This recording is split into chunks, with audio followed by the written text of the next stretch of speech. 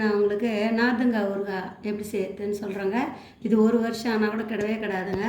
ஏன்னா இது நல்லா ஒரு 5 நாள் ஊற வச்சிட்டேன். ஒரு 2 நாள் காய வச்சேங்க. இதை பாருங்கள், நமுறாவே தான் எடுத்து வைக்கணும். இந்த அளவுக்கு நமுறா எடுத்து வச்சிட்டிங்கன்னா போதும். இப்போ நான் இந்த ஊறுகாய் எப்படி தாளிக்கிறதுன்னு சொல்கிறேங்க. இது வந்து 20 காய்க்கு மேலே 20 காய் இருக்குங்க. நான் குட்டி குட்டியாக அரிஞ்சு போட்டுக்கிறேன். பெரிய காய் நல்லா. அதுக்கு என்னென்ன போடணுன்னா, 1 கப்பு மிளகாத்தூள், இது 1.5 ஸ்பூன் ஜீரகத்தூள், வெந்தயத்தூள், கடுகும் சேர்த்துக்கணும். இப்போ நான் இதை எப்படி செய்யணும்னு உங்களுக்கு சொல்கிறேங்க. ஈஸியான வேலை தாங்க. இப்போ உங்களுக்கு நான் எப்படி செய்யணும்னு சொல்கிறேங்க. 1 கப் எண்ணெய் ஊற்றுறேங்க.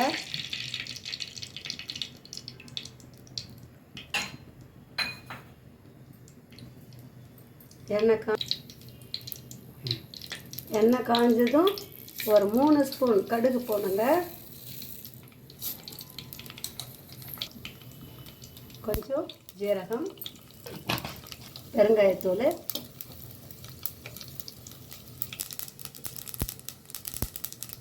கடுகு நல்லா பொரிஞ்ச பிறகு இந்த காயை அதில் போடணுங்க. போதும்.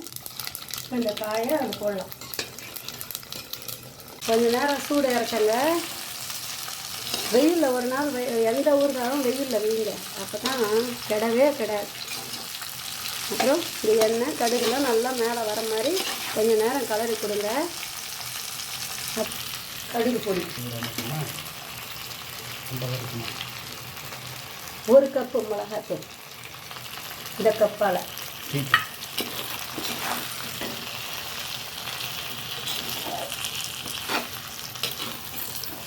இப்போ நல்லா கலரி கொடுக்கலாம்.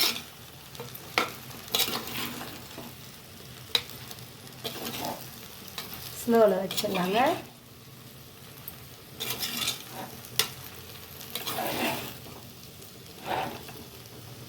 இன்னும் ஒரு 1/2 கப்பு எண்ணெய்.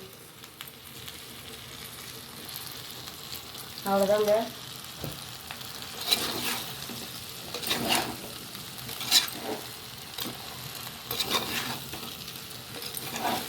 அதாங்க, இறக்கிட வேண்டியது தாங்க. இது ஒரு வருஷம் ஆனாலும் இந்த ஊறுகாய் கிடையாதுங்க. பாருங்கள், வெறும் மிளகாத்தூள், கடுகுத்தூள், வெந்தயத்தூள், ஜீரகத்தூள் பொடி பண்ணிக்கணும். 1 கப்பு மிளகாத்தூள்.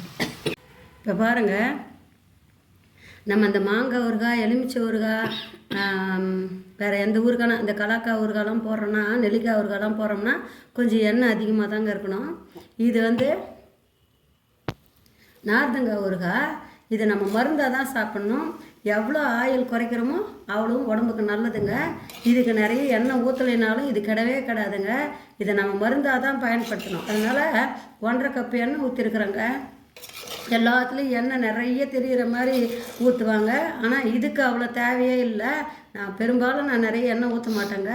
நம்ம உடம்பு ஏஜ் ஆகும்போது நமக்கு எண்ணெய்லாம் அதிகமாக சேர்க்கக்கூடாதுன்னு தானே சொல்கிறாங்க.